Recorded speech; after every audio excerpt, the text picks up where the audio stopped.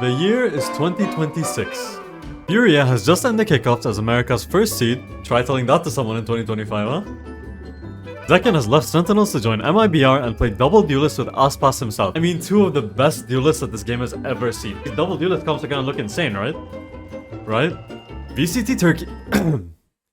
VCT EMEA sends its first Ascension team to an international in the form of BBL Esports. Martin Supreme has just broken 4 records in the past 24 hours, including his own, which he just set the day prior. Fnatic has started an academy team, but unfortunately neither of them or the main Fnatic roster made it to Santiago. APAC just got absolutely dog-walked by some cup noodles. T1 Valorant players smoke in the toilets. T1 players, they always smoke in the toilet. No, they never get penalty. I don't care like if they...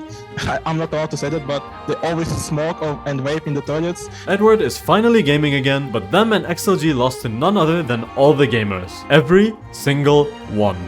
And that brings us here to today. Masters Santiago is just under 2 weeks away, and nobody's predicted EMEA to win, except for Europeans. That got me thinking, why?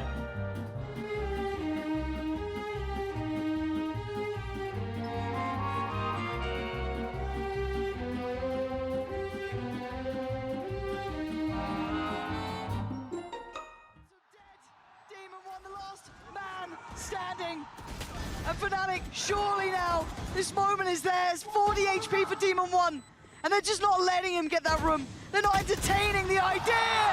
Leo, the one to send him away again, as Fnatic's dynasty starts today. Back-to-back international winners, the first of their kind. Well, unfortunately, Pansy, not so much a dynasty when it was the last time that EMEA ever won a trophy. Almost 3 years ago. Ah, that was a good time to be an EMEA fan. I mean, come on, look how happy Alpha looks. They had just beat Evil Geniuses in a convincing grand final to become the first ever Masters back-to-back winners. All the trials they faced, Fnatic succeed, the first of their kind. The trophy is all theirs. The winners of the Valorant Masters Tokyo event, Fnatic.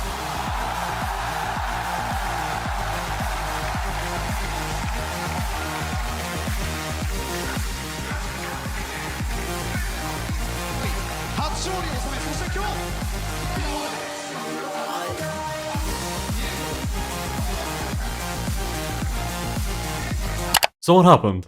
Well, we stopped winning. Now I know what a lot of you are thinking, EMEA kick W, but hear me out, okay? Hear me out. I get it.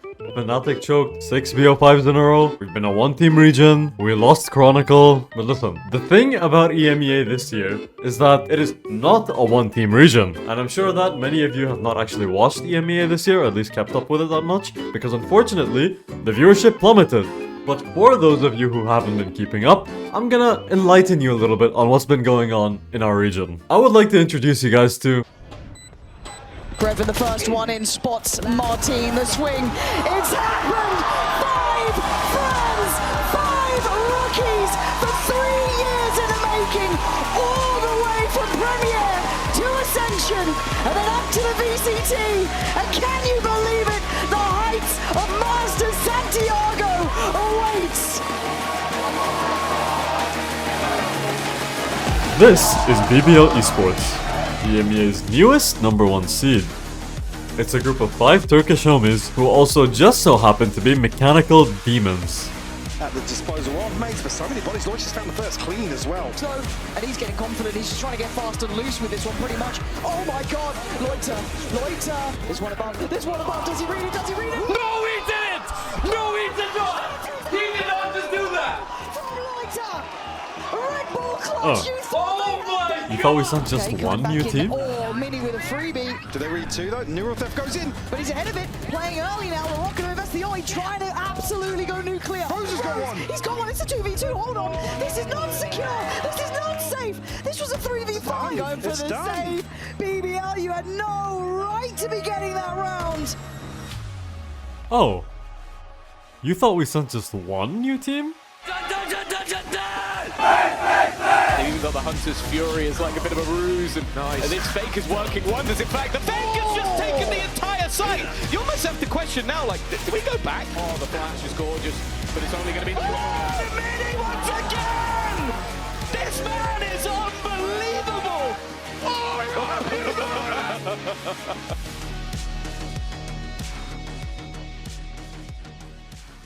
But okay, you don't want to take it from me, you know, I'm from EMEA, I might be biased, so here's the opinions of some other people. I'm gonna be so honest, I did not think that any of the teams in the top 4 that already got the bye and are in playoffs, I did not think any of those teams were gonna be those teams. I knew, let the record show that I knew that Furia was gonna make it to Santiago. I thought they were gonna go on a lower bracket run and it was gonna be crazy. I saw the potential. I did not think they were gonna go in first seed Americas with the bye into playoffs. I did not think all gamers, where did they come from? BBL, which to let the record show, this is not BBL. This is not the normal BBL.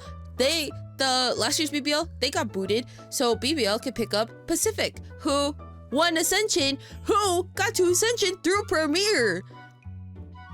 Not only them, Nongshim, they came up from Premier. They were the first team to make it from Premier to complete the path to Pro. And then you know, they fought in Ascension again, and they came back. Did they? Hold on. Let me fact check. Yes, they did. I'm so smart. But yeah, we have 2 teams that came from Premier, 2 Premier teams at Santiago as the first seed for their region. Who do I think is coming out of Swiss stage? G2, Paper Rex, Liquid, and EDG. I know the EDG pick is kind of crazy, but you gotta believe me. You gotta trust in the system. Don't talk to me about energy. Don't talk to me about energy. Don't talk to me. And then from there, I think Paper X is gonna get their 2nd international trophy at Santiago. And if it's not Paper X, it's gonna be BBL. I think what happened last year with G2 going to internationals, I think that's gonna happen again. I don't think they're gonna like actually make it. Is that controversial to say? No, actually. No, it is not. But the BBL pick, okay, it's purely because of how they played in their own region. They were insane. I think it's so possible with BBL. I will put, no, I'm not putting money on that. Don't gamble, but I would, hypothetically, but don't do it. Don't take my word for it. Anyways, BBL or Paper X. If I had to choose one of the 2, my heart says Paper X, my mind says BBL. Because her Fnatic's not there, kind of. But don't even get me started. They're not even. Hey there, it's Emmy Masu, and these are my Masters Santiago region rankings. Keep in mind there is a bit of a bias because I have not been able to watch all of the regions enough to get kind of a proper ranking going. But at number 4, I unfortunately have to put China.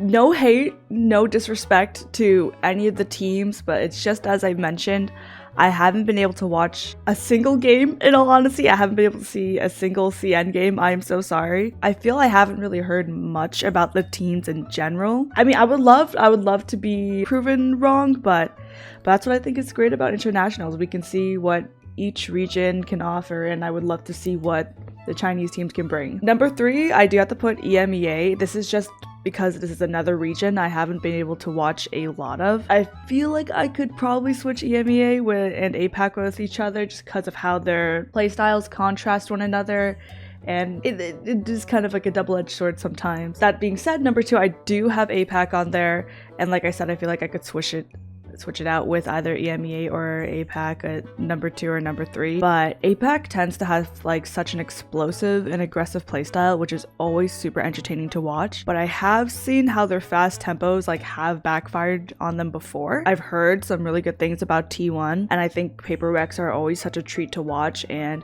both these teams have definitely proven they can make deep runs in internationals, so I do feel confident in putting them a bit more high up there. And then here comes the American bias, but yeah, number 1, I do have the Americas, and honestly, a big part of that is I have a bit of a bias for Furia right now. I just would love to see them go on a generational run this international and just really put the nail in the coffin for all the flack and jokes that were made about the rebuild. But in addition to that, this is the region I have watched the most. I recognize there is a bias there. I mean, yeah, G2, who have shown to be a solid team, even if people have labeled them as regional farmers only, even if you don't believe they will win this whole thing, you have to admit they will be strong contenders, and they are fully capable of making a deep run. NRG, they did have a little more of a shaky kickoff than I expected, but I think the team is great. They have proven, it is on their record, that they have proven that they can really take home a trophy and really win it all.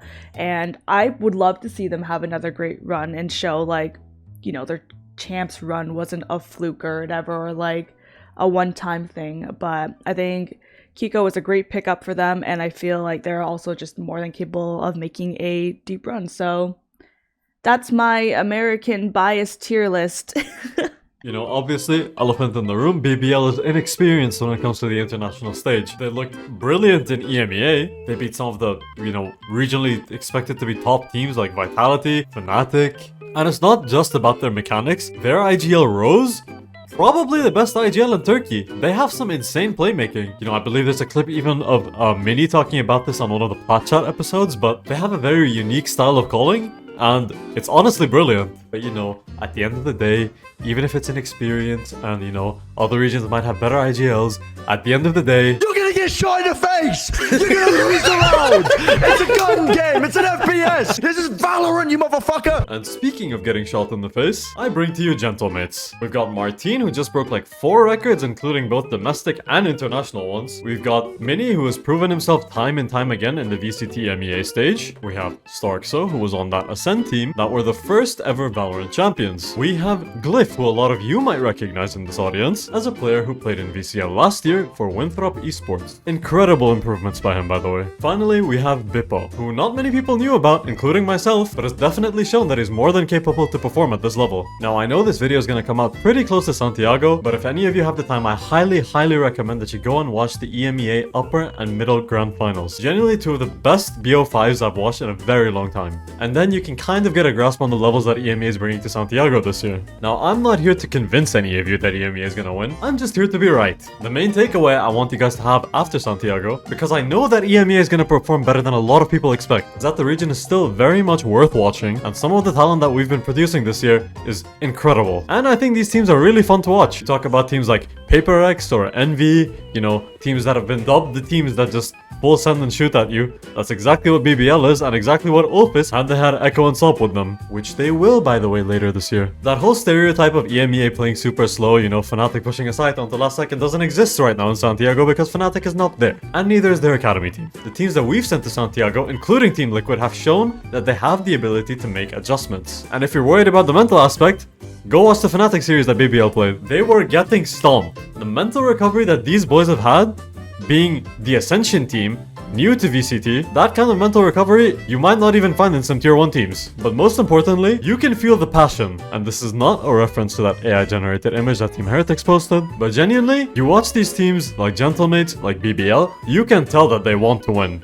And you can tell how much it means to them. And I think that's something that Valorant has been missing for a while. And that's why I think should a new team win Santiago, it's gonna be really healthy for the scene. Especially should it be a team like BBL, who are a premier team. It would genuinely be such a motivational story. And I think that what these teams have brought to EMEA as a region is, well, essentially a huge wake-up call.